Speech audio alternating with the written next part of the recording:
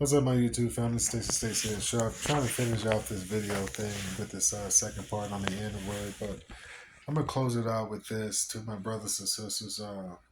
Whether you're rich or poor, I think we come a time where your children should be looking at you, asking, "Mom or Dad, why are you relating to us with such a word as nigga, even though it comes from a dirty word that people intended for us uh, to be traumatized with in so many different ways." I mean, our children really it comes to the point now it has to be in reverse because the children has to teach the parents and the parents have to teach the children. At this point, for us as a clan, as a tribe here in this country, we have to unite. We have to get stronger now where the teachers have to be on both ends. Um, the youth and our elders have to work as a unit. And it is now, we live at a time now, boys and girls, women and children, boys and girls, ladies and gentlemen, however you want to identify yourself, but please don't slow down from identifying yourself as a color. That's not even powerful. You don't even see other cultures identify themselves as a color. You don't, because it's just unintelligent to do.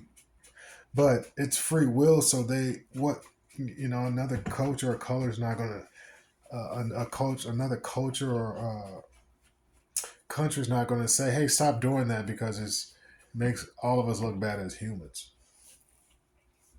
I mean, that's what they're thinking because I'm thinking it, and those like-minded are thinking it like me. Uh, Men, women, and children out there across the world.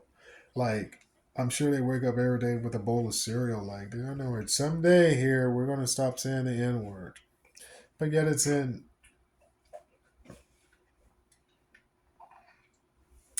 not the only way that we can relate to each other, good, bad, or ugly. We don't have to, you know, there's other ways to be successful in show business without using that word because people profit off that word. Even the originators of that word still profit.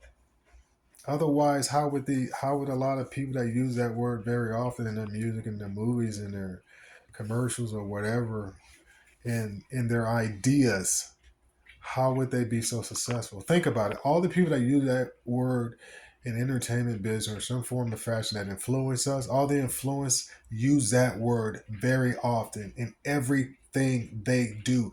Otherwise, they wouldn't be. Look at them versus the men and women and children like-minded that don't use that word on that level. I'm not on that level yet. But the ones that are on that level that don't use that word, look at what they get.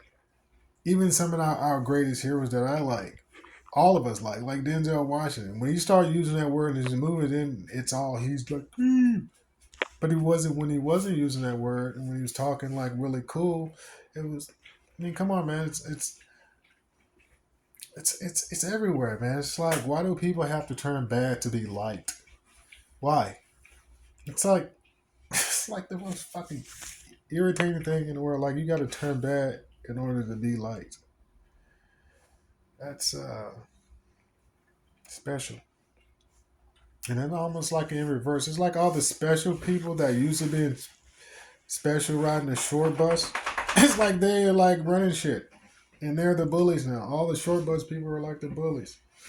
Genuine people used to help. Now they feel that they're being made fun of. Now they're trying to make fun of people by saying you're not. You shouldn't naturally be smart, naturally be intelligent. You have to like read off this book or read out the same book that I read out, that my fathers and mothers read out, that their mothers and father read out. You should be that in order to identify as being intelligent. Like, you know what I mean?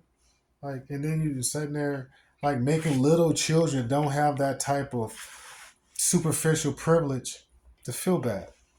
And now they don't want to learn anything because not only did you make them feel bad by learning superficial information, but you've stunted their creativity with a chemical. So the work is being done, man, whether you consciously know it or not. The work is still being done on your children, because you're taking the same poison that was tortured by some of y'all bloodlines, which it, none of that stuff is made on accident.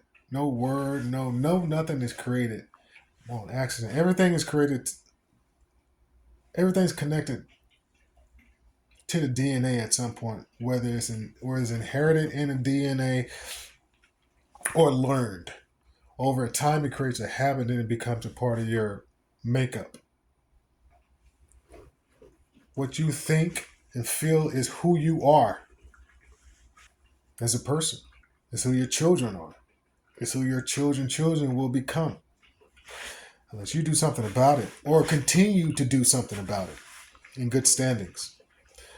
Um, but that's a story for another show, Soon I have some things going, my podcast and things like that. But I'm at a point right now. It's almost like being a one man army, because I've tried to work with people. And maybe I'm not workable.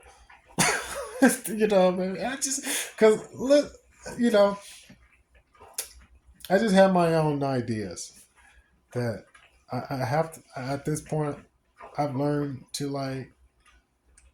In order for me to be an example, I have to be an example towards myself, and I'm not giving away my secret ingredients to my life to other people so they can mimic and rewrite and create a narrative to profit off of it, like so many of our leaders have done. Because I have my own ideas of things that I see myself doing, movies that I see myself producing and writing once I master those crafts. And I'm going to master those crafts because I have to in order for me to accomplish the things I want to accomplish on film and in media and in fashion, because I dress pretty well. Even when I look like a scraggly person that's going to the grocery store, I try to look presentable because there's ladies out there, you know? And my father taught me a lot of things in a short period of time. One of the things he taught me is that someone's always watching. So always handle yourself in a manner that would be pleasing to a lady. Because, my father was a hopeless romantic. He loved my mother. And I'm the same way.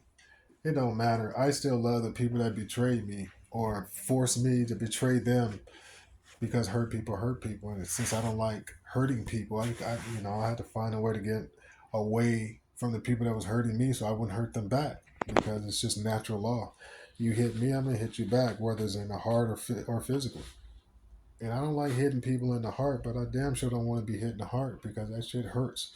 And it is true, hurt people hurt people. So when people hurt in the heart, they try to hurt your heart. But they be having my heart hurt in the name of love, or just because her ill nana may be good. No, sorry.